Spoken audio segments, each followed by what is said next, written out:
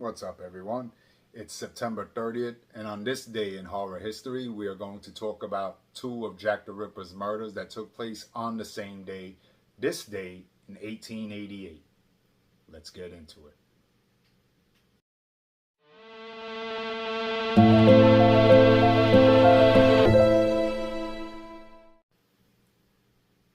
In the early hours of September 30th, 1888, Elizabeth Stride, who was the first victim that night, was found in Whitechapel in Dutfield's yard by a man named Louis Deemschutz. Deemschutz had been coming back home from work and discovered the body laying in Dutfield's yard. When he went to investigate, he saw that she was laying there in a pool of blood with her throat cut, slashed.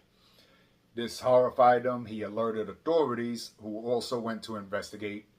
Multiple witnesses arrived at the scene, and from the information they could gather, it seemed that she had just been recently killed and that the murder was interrupted. They figured that Deemschutz, coming in with his horse-drawn carriage that had been heard by the killer, interrupted the killer, and who took off on foot and didn't get to finish his gruesome work. At first, they didn't think that this was one of Jack the Ripper's killers because her throat had only been cut.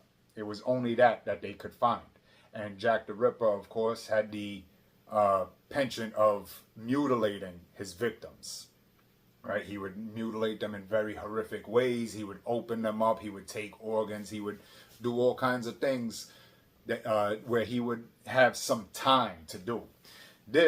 So they didn't think that this was one of his murders because of this, but it became evident fairly soon that it was. At about 45 minutes later, and in walking distance in the city of London, in the Mitre Square section of the city of London, which is a different jurisdiction from Whitechapel, where Elizabeth Stride was killed, Catherine Eddowes was found. And Eddowes was found with Jack the Ripper's MO of being mutilated. However, it was just the lower part of her face and her abdomen that had been mutilated. But after examining the body, they could see that this mutilation was done very swiftly and very violently, which led them to eventually believe that it was done in haste because he wanted to satiate his bloodlust. He didn't get to do it with Elizabeth Stride, so when he was interrupted, he fled on foot, and he he bumped into Catherine Eddowes, and he continued that night to get his bloodlust satiated, as I said. So Catherine Eddowes was found by a Constable Watkins in the southwest corner of Mitre Square, and she showed all the signs of Jack the Ripper, his MO of mutilating bodies. When they put all the evidence together of these two killings, that's when they realized that these were two of the canonical victims of Jack the Ripper, and became the third and fourth. And it was the first and only time that two victims were killed on the same day by Jack the Ripper. And again, this is because his initial murder of Elizabeth Stride had been interrupted.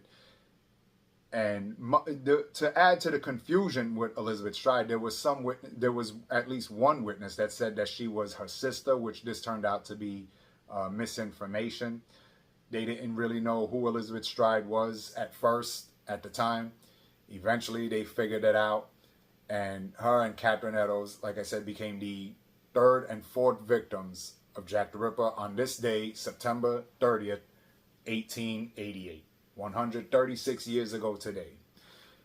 To this day, the murders of Jack the Ripper seem to fascinate us in a grim way, and it's probably more so because of the mystery behind him. And like I always say, mystery adds a lot when it comes to anything to do with horror and anything of that sort, right? You need to have that mystery behind it. And I think that's one of the things that appeals to so many people to look into the murders of Jack the Ripper and the unfortunate things that happened to these women, and rest in peace to them. But Jack the Ripper, obviously, was never found. There were many people that they looked at and suspected of being Jack the Ripper, and until this day, there's some people that are named as Jack the Ripper, but not 100% proof or conclusive. But that being said, we're not here to talk about him so much as we are to remember Elizabeth Stride and Catherine Eddowes, who on this day, September 30th, 1888, became the third and fourth victims of Jack the Ripper. And that's all for now on this day in horror history. I'll see you next time.